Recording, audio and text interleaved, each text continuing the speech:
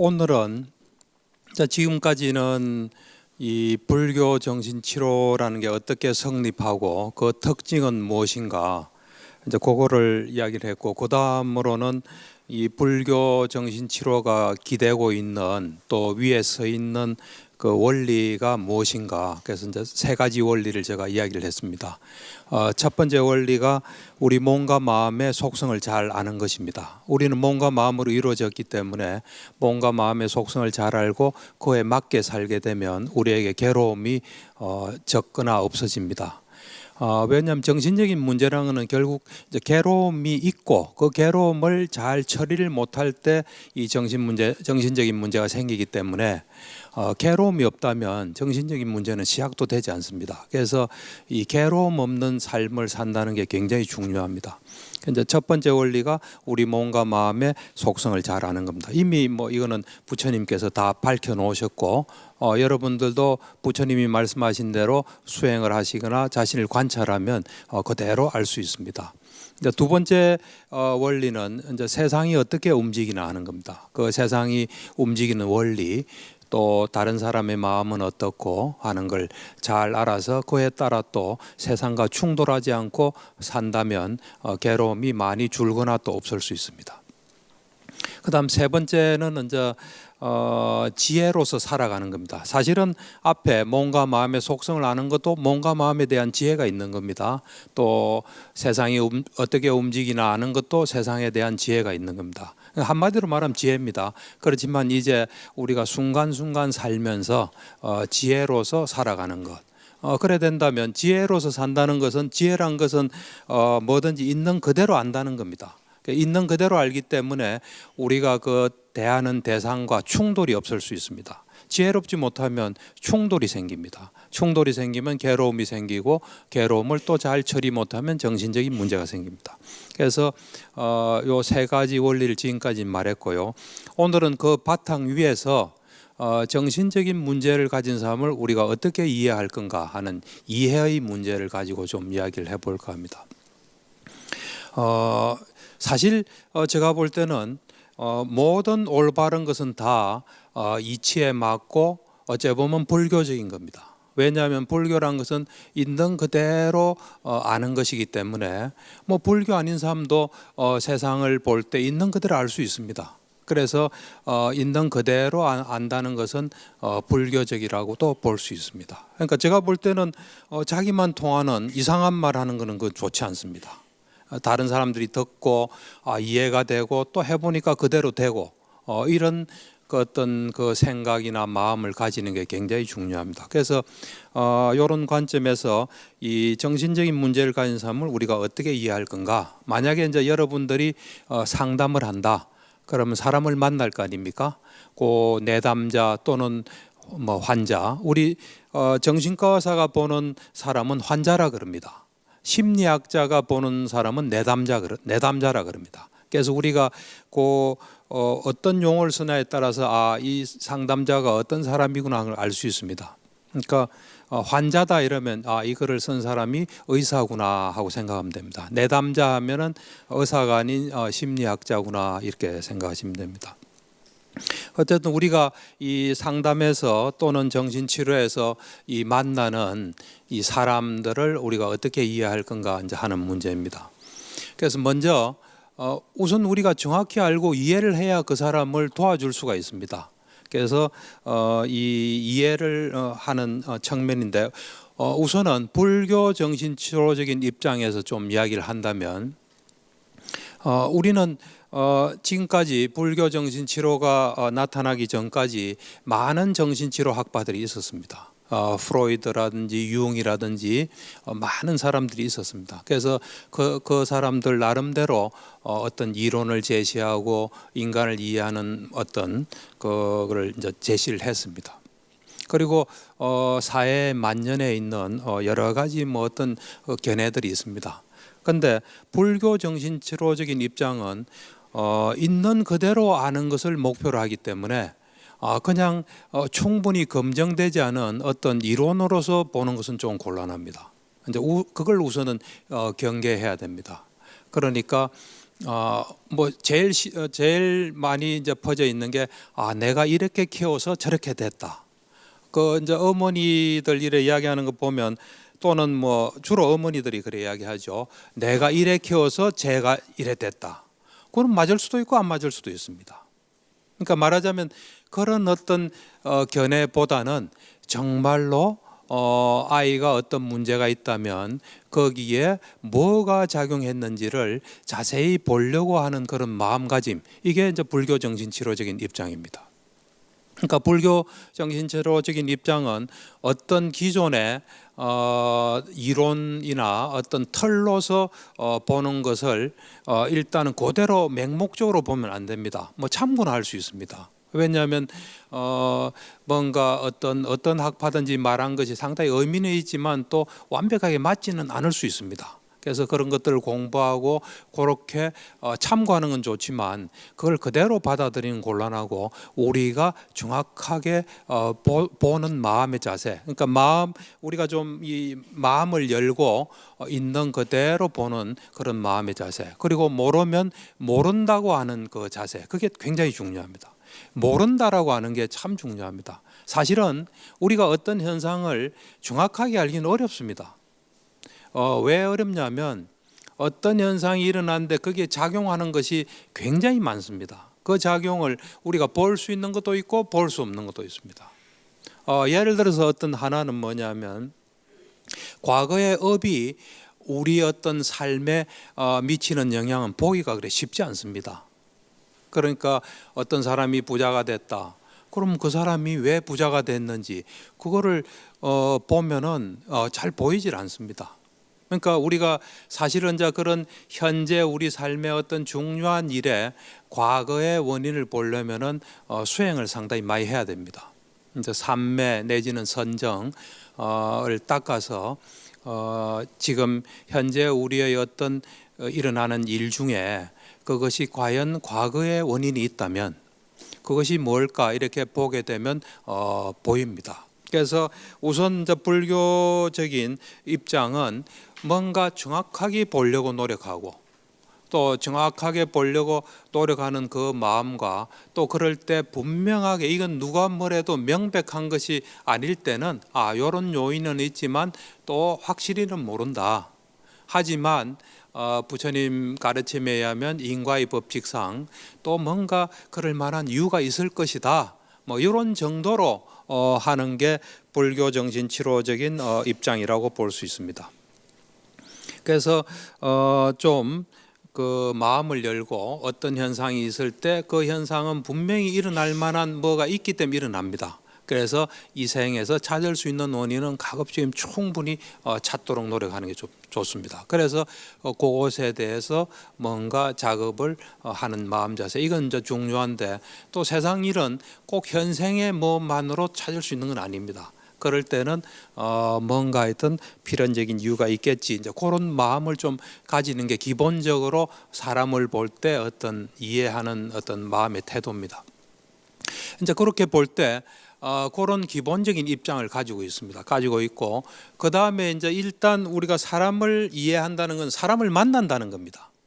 이 만남을 통해서 우리는 이해하지 만나지 않은 사람을 진정으로 이해하기는 쉽지 않습니다. 그래서 지금 문제 있는 사람을 우리는 만나게 되는 겁니다. 뭐 문제 있다기보다 어떤 고통이 있는 그런 사람을 만나는데 어떤 만났을 때 이 중요한 개념이 두 가지가 있습니다. 하나는 관계 형성입니다. 사람과 사람이 만나서 이 어떤 작업을 하려면 그 기초되는 게 일단은 관계 형성입니다. 관계가 되지 않으면 그 다음부터는 뭔가 다른 게 진행이 안 됩니다. 여러분도 마찬가지 아닙니까? 어떤 사람을 만났는데 그 사람하고 별로 같이 있고 싶지도 않고 말하고 싶지도 않으면 그 상대가 우리를 잘 알 수 있겠습니까? 그러니까 이 사람과 사람이 만나서 어떤 치료적인 작업 내지는 이해가 일어나려면 관계 형성이 돼야 된다는 사실입니다. 그 관계 형성을 바탕으로 이제 이해가 되기 시작합니다. 그러니까 여러분들이 앞으로 상담의 뜻이 있거나 다른 사람을 도와주려고 마음을 가진 분은 관계 형성을 잘할 수 있는 사람이 돼야 됩니다. 그 관계 형성을 토대로 우리가 뭔가 작업을 할 수 있는 겁니다. 그래서 우리는 이제 관계 형성을 좀 전문적인 이야기를 용어를 쓰면 치료 동맹이라는 이야기를 씁니다. 치료 동맹. 이런 이야기 들어봤습니까? 예, 처음 듣습니다. 예. 치료 동맹. 치료 동맹, 그러니까 동맹이란 것은 어디와 어디가 편을 잡는 겁니다. 그리고 어디를 공격하는 겁니다. 사실은 동맹을 요즘 뭐 우리나라도 한미일 동맹 뭐 이런 말 많이 쓰지 않습니까? 그건 상대되는 적이 있다는 거예요. 그러니까 내 혼자 힘으로 힘드니까 다른 사람하고 편을 먹고 누구를 거한다 이겁니다. 그래서 치료 동맹이라는 건 뭐냐면 뭐 영어로는 therapeutic alliance란 말을 씁니다. therapeutic alliance. 이제 이 치료 동맹이 굉장히 중요합니다. 개념이 뭐냐면 치료 동맹이라는 것은 뭐냐면 환자의 문제를 해결하기 위해서 치료자와 환자의 건강한 부분 있죠. 환자는 건강한 부분도 있고 병적인 부분도 있습니다. 건강한 부분, 환자의 건강한 부분과 치료자가 동맹을 맺고 그래서 그 동맹에서 뭔가 환자의 고쳐야 될 문제에 대해서 작업하는, 그래서 이 치료 동맹이 굳건해야 그 다음 작업이 쉬워집니다. 그래서 아까 관계 형성이라는 것은 요래 하는 겁니다. 요 둘에서 환자 속에는 문제가 있고 자기 문제 뭐 그대로 살고 싶은 마음이 많죠. 근데 그대로 살아가면 안 되니까 이거 좀 고쳐야 되겠다는 마음도 또 있는 겁니다.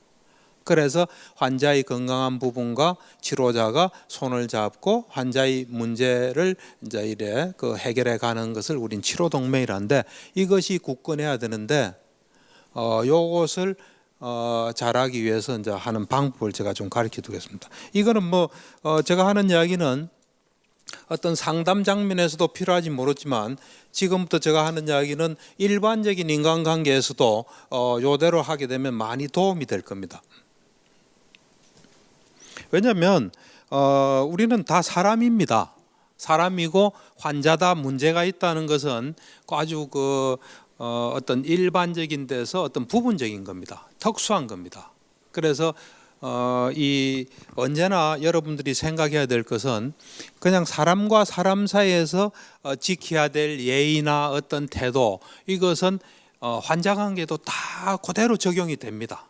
적용은 되는데 약간 그 특수성에 맞추어서 할 뿐입니다. 그러니까 항상 우리는 누구를 만날 때 우리를 존중하지 않은 사람 우리가 좋아합니까? 절대로 좋아하지 않습니다. 친절한 사람, 또 우리를 존중하는 사람을 우리는 좋아하게 돼 있어요. 환자도 마찬가지입니다. 그런데 약간 특수성이 있는 겁니다. 환자에게 존중하고 친절하지만 상대는 지금 문제가 있는 사람이에요. 고통 속에 있는 사람이에요. 그 고통 속에 있는 사람과 약간 그거를 잘 조율해야 됩니다. 환자는 고통 속인데 안녕하십니까? 잘 오셨습니다. 너무 친절하면 그게 다 됩니까? 그게 안 되잖아요.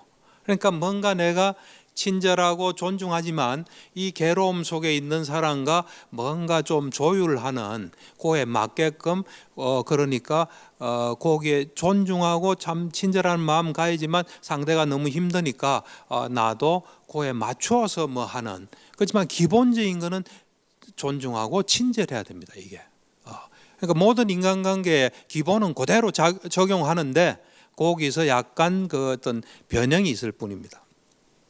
그래서 일단은 이 아까 말한 관계 형성, 치료 동맹을 맺기 위해서는 그러니까 이 환자한테 기대하면 안 됩니다. 처음에는 치료자가 적극적인 노력을 해야 돼요. 환자 턱 들었는데 치료자한테 뭐 친절하게 또 인사도 안 하고 관심도 안 보이고 한다고 저 환자 못 보겠다. 그럼 그 사람 좀 곤란합니다. 처음에는 치료자가 많은 노력을 해야 됩니다. 많은 노력을 하고, 그래서 상담이 이제 많이 이렇게 시간이 오래 지나고 몇 년 지나면 뭐 치료자가 좀 잘못해도 뭐 용서하고 이해하고 그럴 수 있지만, 처음에는 치료자의 적극적인 노력으로 관계 형성이 시작돼야 됩니다. 그래서 이제 그 관계 형성을 하려면 환자의 어떤 검증을 통과해야 됩니다. 사실은 이 병원이나 상담소에 함부로 찾아오지 않습니다. 그냥 놀러 온 사람, 뭐 쉽게 온 사람 아무도 없습니다. 일단은 치료자가 환자를 돕겠다는 그 어떤 마음 외에 다른 것은 안 가지는 게 제일 좋습니다. 내가 이 참 힘들고 어렵고 해서 나를 찾아온 사람에게 내가 어떻게 하면 도움이 되겠나 하는, 오로지 도와주려는 마음 외에 다른 마음은 가지면 좀 곤란합니다. 그래도 치료가 될까 말까 합니다. 거기다가 다른 잡스러운 게 끼면 정말 치료는 어렵습니다. 그렇기 때문에 일단은 내가 내 어떤 몸과 마음 요거를 이 사람 돕는 데 쓰겠다 하고 딴 데 정신이 안 가고 그 사람에게 딱 집중돼야 됩니다. 그게 제일 중요합니다. 그렇지 않고 왕왕이래 보면 치료자도 욕구가 있지 않습니까? 뭐 돈을 벌려는, 또 유명해지려는, 심지어는 어떤 좋은 사례를 만들려는 뭐 각각의 어떤 욕구가 있을 수 있습니다.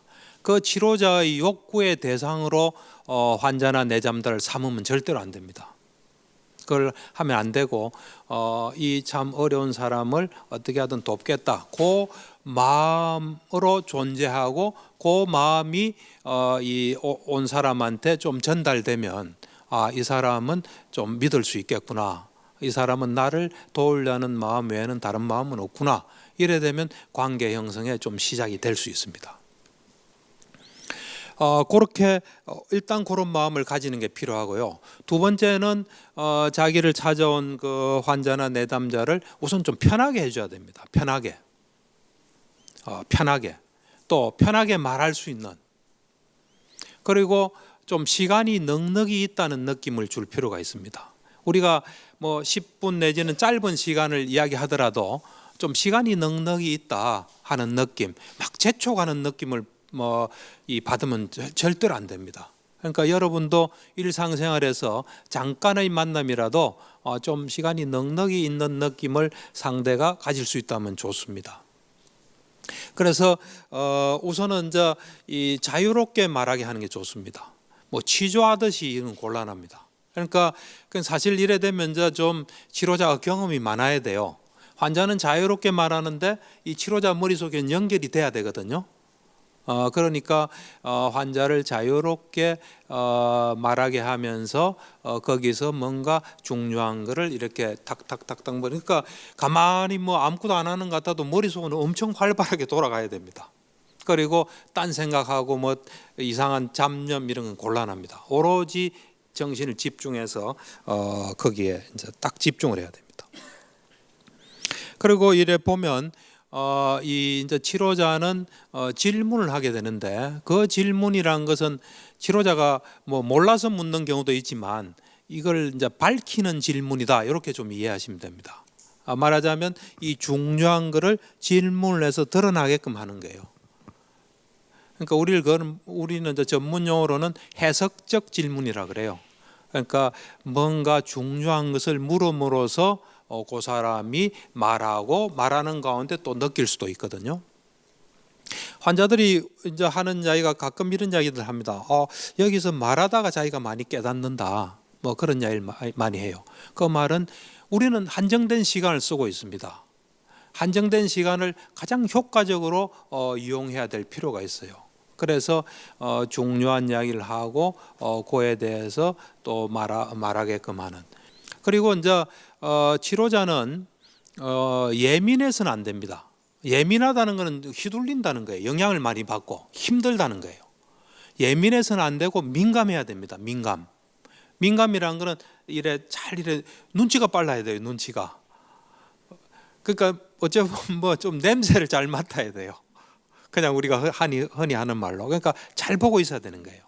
잘 보고 있다가 뭔가 약간 이 아까 말한 관계 형성에서 문제가 생긴다. 저 사람이 나를 좀 의심하는 것 같다. 뭐 이상한 낌새가 있을 때는 적극적으로 개입해야 돼요.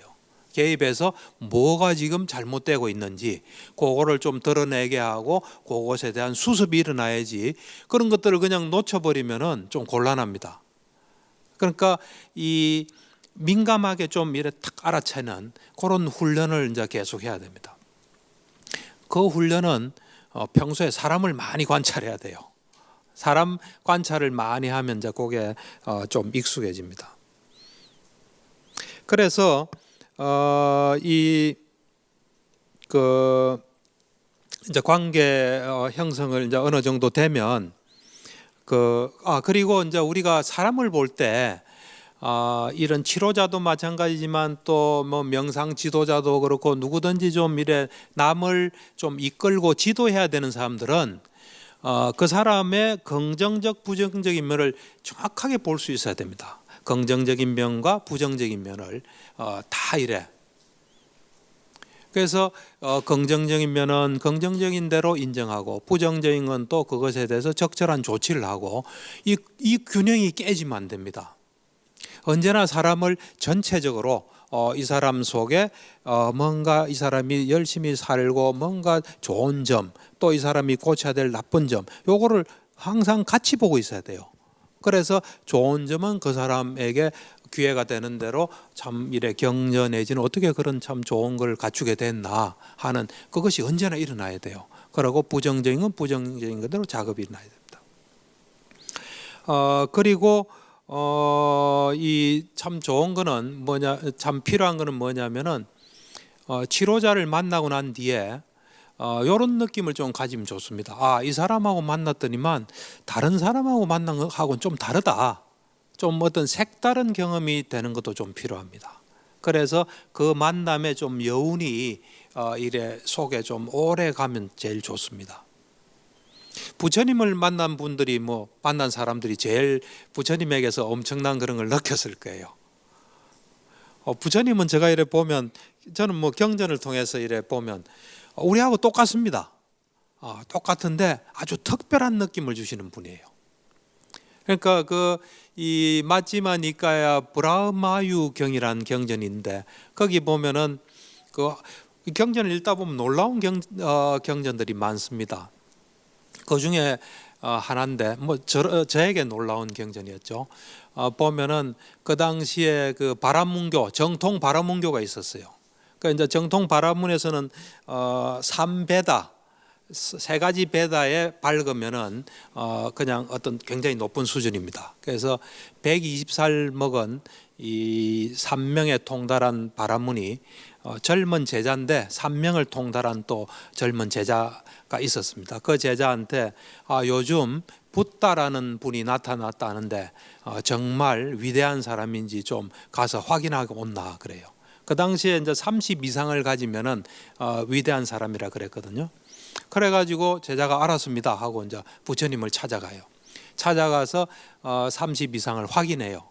이제 부처님께서 어떤 것은 이래 신통으로 이래 보여주세요. 보여주고, 근데 거기서 이 사람이 끝나질 않고 7개월을 따라다녀요. 7개월을 따라다니면서 부처님의 일거수일투족을 다 봐요. 다 보고 난 뒤에 7개월 후에 스승에게 찾아와서 이제 보고를 해요. 보고할 때 저 스승이 그래 32상을 갖춘 대인이냐가 맞습니다. 그것에 거치지 않고 제가 7개월을 관찰했더니만 부처님은 걸을 때 어떻게 걷고 옷을 입을 때는 어떻게 입고 그 다음에 밥을 먹을 때는 어떻게 먹고, 그 당시에 손으로 이래 드셨을 거예요. 집어서 드셔서 한 2-3번을 씹고 넘긴다. 하여튼 구체적으로 이야기해요. 그리고 식사가 끝나고 나면 적절한 시기에 감사의 말과 이래 사람들에게 도움이 되는 말을 한다. 또 부처님의 어떤 목소리는 8가지 특징을 가지고 참 묘하더라고요. 그 사람이 볼 때 이 말이 지금 같으면 그 앞부터 제일 앞에 계신 분 있죠. 말소리는 거기서부터 시작해서 저 끝까지만 딱이지 그 이상은 안 간다. 그런 것부터 시작해서 바루를 씻을 때 바루를 씻으면 손이 씻기고 손을 씻으면 바루가 씻기고 그럴 때는 어떻게 그거 보면요 분명히 우리하고 똑같은 사람인데 느낌이 달라요. 아주 묘한 느낌을 준 것 같아요. 그래서 이 부처님 만난 사람들은 그 어떤 그 아주 굉장한 어떤 걸 받을 거예요. 뭐 그 정도까지는 아니지만 치료자를 만나고 나면 내가 지금까지 만난 사람하고는 좀 다른 느낌이 있다. 좀 그런 색다른 어떤 경험 그런 것이 되면 뭐 좋을 겁니다. 그리고 이제 이 상담자는 타성에 젖으면 안 됩니다. 절대로. 타성이란 건 이겁니다. 맨날 보는 여러 사람 중에 한 사람으로 보는 거예요. 또 왔구나. 그럼 곤란합니다. 온 사람은 답답하고 힘들어서 온 거예요. 그에 항상 그런 마음을 그게 이제 실제입니다. 그런 것에 해서 그 어떤 타성에 젖지 않고 언제나 만날 때마다 우리는 그거를 적절한 긴장이라 그래요. 영어로 하면 optimal tension이라는데 그것이 항상 유지되는 게 좋습니다. 그러니까 우리가 이 환자를 볼 때 적절한 게 참 중요한 게 뭐냐면은 제가 잘 아는 정신과 의사는 지금은 이제 연세가 많아서 환자를 별로 안 보시더라고요. 근데 그분이 환자가 굉장히 많았어요. 그래서 어떻게 그래 맞냐고 누가 물어봤더니만 이분은 자기 환자를 마지막으로 본다고 생각하고 언제나 본다 그러더라고요. 이 사람하고 마지막이다. 뭐 또 있다 이런 생각은 안 한대요. 그러니까 어째 보면 이 지금 그러니까 이제 마지막으로 본다는 마음도 참 중요하고요. 또 마지막으로 본 데서 서두르거나 다음에 또 너무 시간이 없다 이렇게 생각하는 것도 좀 곤란해요, 사실은. 그러니까 그 어떤 그 적절한 이게 이제 굉장히 중요합니다. 그래서 하여튼 타성에 젖는 것은 좋지 않습니다. 그래서 이제 이런 기본적인 마음가짐, 이제 지금까지 제가 이야기한 것은 기본적인 마음가짐이에요. 이런 기본적인 마음가짐이 사실은 이 관계 형성을 하게 하고 이제 관계 형성이 되면 이제 이 찾아온 사람이 말을 할 거 아닙니까? 말을 해야 뭐가 알죠 우리가. 그래서 말을 하면 그걸 듣고 이제 우리가 이해하기 시작하는데 이해라는 게 상당히 중요합니다. 그러니까 우리가 그 찾아온 사람의 말을 잘 듣고 이해해서 그 이해된 게 전달되고 이러면은 찾아온 사람은 나를 이해하는 사람이 있구나. 이해를 받는다는 게 굉장히 중요합니다. 이해를 받게 되면 내가 혼자가 아니구나 하는 생각을 하게 돼요. 왜냐하면 이 사람이 여기 오기 전에 누구한테 이야기도 누가 뭘 이해를 하겠습니까? 아무도 이해를 못하죠. 자기 속에서 일어나는 어떤 자기만의 뭐니까. 그렇지만 상담실에 와서 이야기를 하니까 자기가 말해준 그대로 그러니까 정말 의미 있게 이해를 하는 사람을 만난다는 것 자체가 어떤 치료적인 어떤 굉장히 의미가 있습니다. 그리고 내가 혼자가 아니구나. 내가 누구랑 의논하고 도움을 받을 수 있겠구나. 이런 느낌을 받는다는 게 이제 굉장히 중요합니다. 이제 이런 그러니까 이제 이렇게 이해가 되니까 자꾸 털어놓게 되고 털어놓으니까 이 치료자는 좀 더 이해하게 되고 그런 게 서로 이렇게 어떤 선순환으로 가는 거죠. 근데 말했는데 이해도 못하고 심지어는 뭐 이상한 반응을 하고 이러면 말하고 싶지도 않죠. 그러면 한 번 오고 절대로 안 오죠. 그러니까 처음에 이래 만났을 때 잘 해야지 그 다음부터 계속 이어지는 겁니다.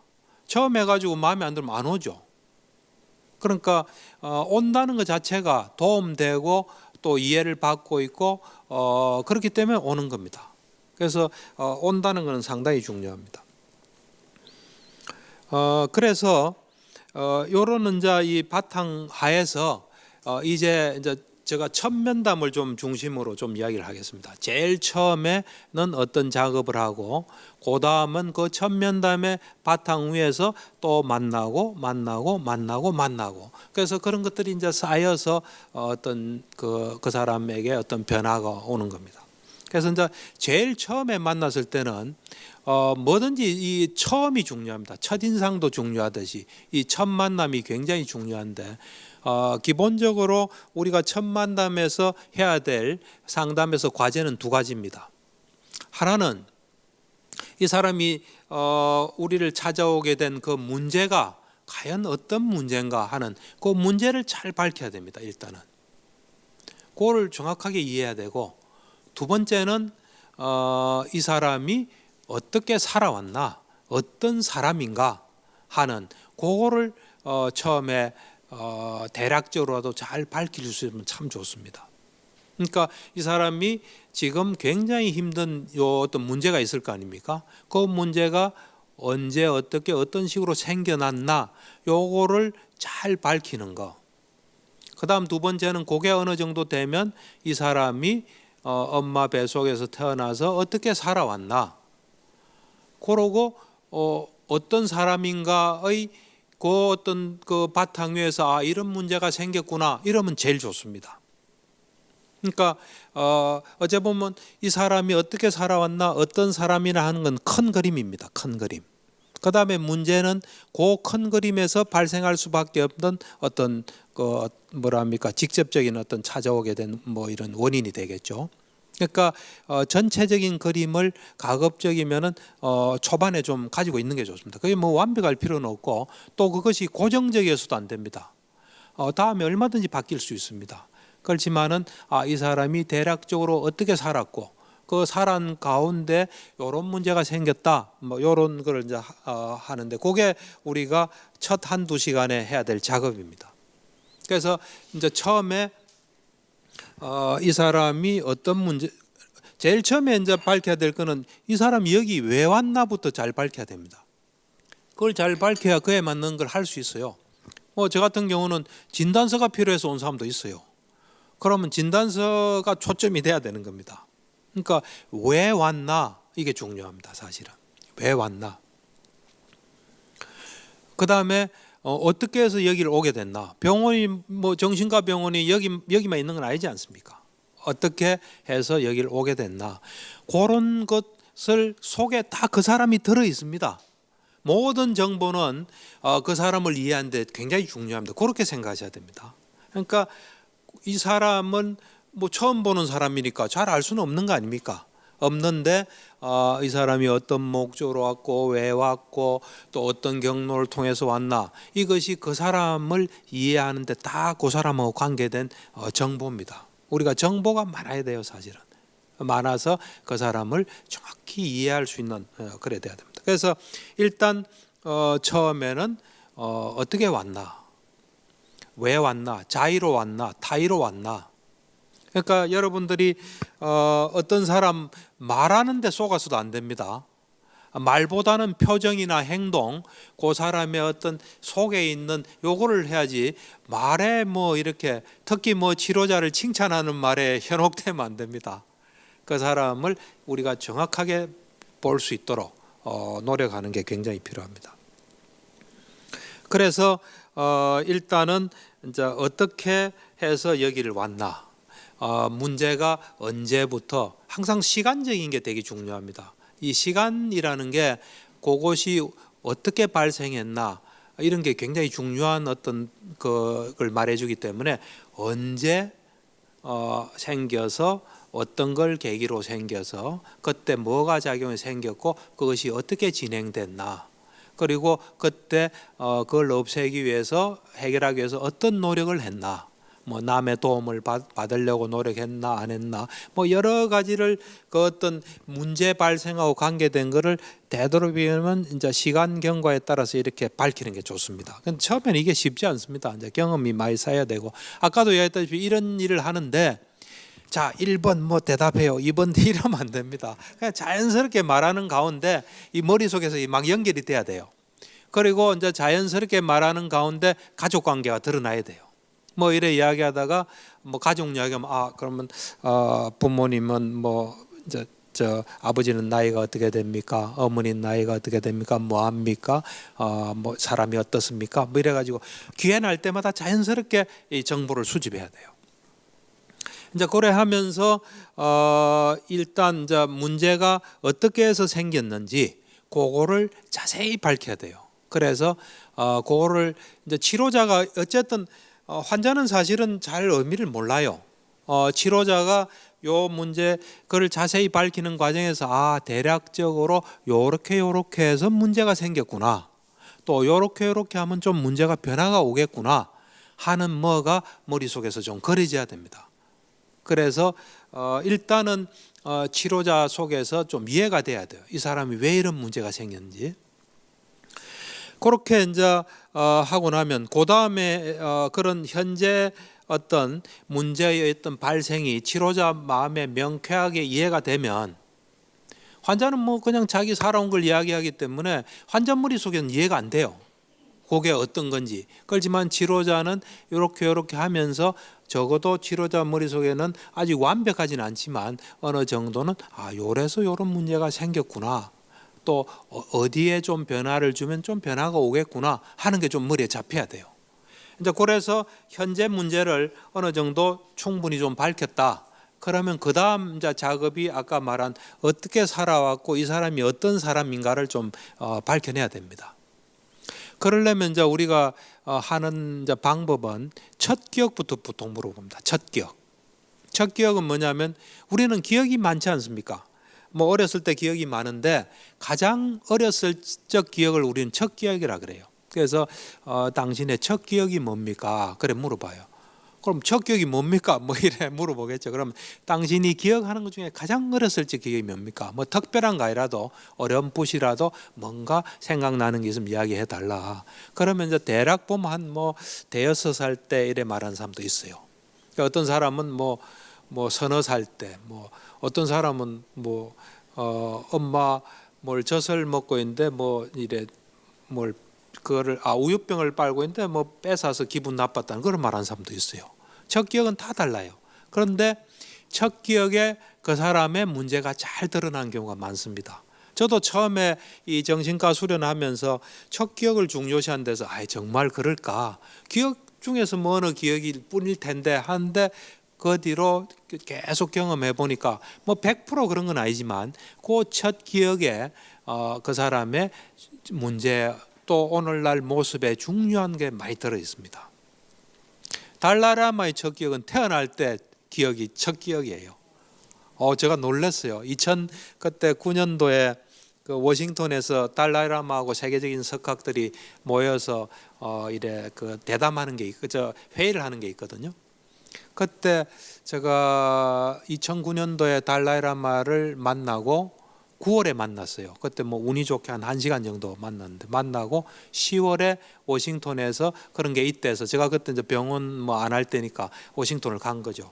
가서 이제 이틀간 이래 보는데 그 놀라운 게 둘째 날인가 일본 사람인데 하버드에서 태아를 연구한 사람이에요. 그 사람이 뭐 태아 뭐 뱃속에서 발육이 뭐 이러고 하니까 달라이라마가 질문하더라고요. 태어날 때 눈이 몇 퍼센트 이 성숙하나 머추레이션 되나 하니까 그 사람이 뭐 한 70%니까 이상한데 나는 태어날 때 왼쪽 눈 다 뜨고 오른쪽 눈 반 뜨고 반점 뜨고 우리 누나 봤다고 그러더라고요. 그래서 그걸 보고 그 첫 기억은 어떤 걸 의미하냐면 세상에 대해서 벌써 어떤 대단한 어떤 주체성을 가지고 세상이 어떻게 생겼나 궁금해서 본 것 같아요. 제가 볼 때는 그 사건 하나가 이 달라라마의 어떤 수준을 말해주는 것 같아요. 제가 앞으로 개인적으로 또 만날 기회가 있으면 혹시 나오기 전에 이제 나갈 때가 됐나 나올 준비 혹시 하셨습니까? 하고 물어보고 싶어요. 왜냐하면 그 초기경전 니까에 보면은 그 확신경이라고 있는데 거기 보면 이 사리불이 부처님 앞에 나와서 내가 참 부처님의 법은 위없습니다. 부처님을 만나서 공부하고 해보니까 부처님의 법보다 더 높은 법은 없다고 생각합니다. 이제 하면서 거기서 이런 게 있어요. 태에 들어오면서 그러니까 이제 이 엄마 뱃속에 들어오면서 알면서 들어오는 사람. 머무르면서 알면서 머무르는 사람, 놓을 때 알면서 나오는 사람, 그게 있어요. 그러니까 한번 만나면 물어보고 싶습니다. 그 다음에 이제 첫 기억을 묻고 난 뒤에 보통은 이제 유치원 들어가기까지 기억나는 거 어떤 애였냐, 또 유치원에서 기억나는 거, 그 대략 초등학교 들어가기 전에 부모와의 관계 뭐 이런 걸 이제 자세히 물어봅니다. 그리고 초등학교 다닐 때 학교 성적이 어땠는지, 친구 관계는 어땠는지, 뭐 이런 되고 싶은 게 있었는지, 또 뭐 왕따 경험, 하여튼 그 어떤 특이할 만한 점이 있는지 이제 그런 걸 물어봅니다. 물어보고 그다음 중학교 때 물어보고 고등학교, 대학교 또 남자 같으면 군대 갔을 때 그다음 취직했으면 그러니까 나이가 많으면 물어볼 게 많겠죠. 나이가 어리면 물어볼 게 좀 적고 그래서 전반적으로 쭉 이래 물어봅니다. 물어봐서 오늘날 요 문제 생기기까지고 시점까지 물어봐요. 그러면서 이제 살아오면서 어려움이 있을 때 어떻게 대처했나, 어떻게 극복했나, 뭐 지금 병난 거 정도는 아니지만 힘든 게 있을 때 어떻게 했나, 이제 이런 거를 충분히 물어봐서 그 사람이 대략 어떤 사람이라는 걸 이제 감을 잡는 거죠. 그래서 가장 이상적으로는 그렇게 이제 현재 문제, 그 사람이 또 어떤 살아온 거 이게 그 속에서 전부 연결이 되면 참 좋습니다. 그래서 이제 대략적인 그림을 가지고 이제 그런 걸 묻고 그 다음에 이제 우리가 그런 게 끝나고 난 뒤에 몇 가지 중요한 이야기들을 좀 물어봅니다. 만약에 이 치료를 과거에 받은 적이 있나 그걸 물어봐요. 요 오기 전에 과거에도 상담을 한 적이 있나? 그럼 그건 꼭 물어봐야 됩니다. 왜 물어봐야 되냐면 과거에 상담에서 실패했을 경우에 저하고 같으면 저하고도 실패할 확률이 굉장히 높아요. 그래서 과거 치료를 잘 검토를 해야 됩니다. 과거 치료가 어땠는지, 거기서 뭘 이래 깨닫고 거기서 어떤 장애 요인이 있었는지 해서 과거와 다르게 해야 다른 결과가 옵니다. 그렇지 않고 그냥 했다가는 나는 다르겠지 하지만 그 결과가 거의 비슷합니다. 그래서 과거의 치료가 뭔가 장애가 있었으면 그 장애를 극복하고 다르게 해야지 이 치료가 달라질 수 있기 때문에 과거에 상담받은 거 과거 치료는 굉장히 중요합니다. 그거는 잘 다뤄야 돼요. 사실 우리가 정신치료에서 뭐가 정신치료에 효과가 있나 하는 걸 해보면 환자 요인이 제일 큽니다. 치료자 요인이 아니에요. 환자가 좀 나쁘게 쉽게 말하면 아주 훌륭한 환자는 치료가 잘 됩니다. 어떤 누가 치료해도. 그렇지만 어려운 환자는 어떤 누가 해도 어렵습니다. 그러니까 이 환자 요인이 굉장히 많아요. 그래서 이 환자가 치료상에서 잘 할 수 있도록 우리는 그걸 면밀히 볼 필요가 있습니다. 이제 그렇게 하고 그 다음에 또 꿈을 좀 물어보는 것도 괜찮습니다. 꿈, 시간이 좀 있으면 이 꿈에 대해서는 여러분들이 꿈을 미신적으로 믿으면 절대로 안 됩니다. 나 이런 꿈 꿨으니까 뭐 이렇다, 그거 하면 안 됩니다. 그렇지 않고 꿈은 사실은 이 연상이란 게 중요합니다. 연상을 하면 그 꿈에 충분한 이제 의미가 보통 드러나죠. 프로이드 같은 경우에 1900년도에 꿈의 해석을 세상에 내면서 자기 정신 분석에 굉장히 확신을 가졌어요. 자기 꿈을 생각난 대로 적어보니까 그 꿈의 의미가 충분히 있고 거기서 무엇이를 발견한 거죠. 그러니까 우리가 그냥 이런 꿈은 이렇다 이건 좀 곤란합니다. 그래서 꿈에 대해서는 그냥 잘 그런 걸 하기 어려우면 모른다 하는 게 제일 좋습니다. 어떤 꿈을 꿔도 걱정할 필요 없습니다. 그런데 이제 만약에 상담을 받고 있으면 이제 그 꿈을 충분히 이렇게 연상도 하고 의미를 밝히는 게 좋습니다. 그런데 이제 첫 면담에서 반복되는 꿈은 중요합니다. 우리가 보통은 반복되는 꿈은 좀 다뤄요. 왜냐하면 반복되는 꿈이란 건 뭐냐면 그 어떤 해결되지 않은 문제가 나타날 가능성이 많습니다. 그러니까 뭔가 해결이 안 된 것이 이래 반복적인 꿈을 통해서 드러나는 경우가 많거든요. 그래서 혹시 반복적으로 꾸는 꿈이 있습니까? 그걸 물어보면 있다면 그것은 좀 중요합니다. 그 다음에 이제 저 같은 경우는 약에 대해서 약을 써야 될 필요성이 있는지 또는 약에 대해서 어떤 인식을 가지고 있는지 이걸 좀 체크하고요. 그 다음에 환자의 어떤 경제적인 측면 또 환자가 놓여 있는 어떤 경제적인 상황 이런 것도 굉장히 중요합니다. 넉넉한 사람은 많이 올 수 있지만 넉넉하지 못하면 올 수 있는 이 시간이 적지 않습니까? 그러면 집중적으로 또 한 번에 그냥 중요한 이야기를 해야 될 수도 있고 그렇거든요. 그래서 어쨌든 환자를 있는 그대로 잘 파악하는 게 중요한 거는 여러분 이제 파악입니다. 이 사람이 어떤 사람인지 정확하게 파악해서 거기서 뭔가 변화를 줘서 그 사람이 좀 달라질 수 있도록 도와주는 것이 상담입니다.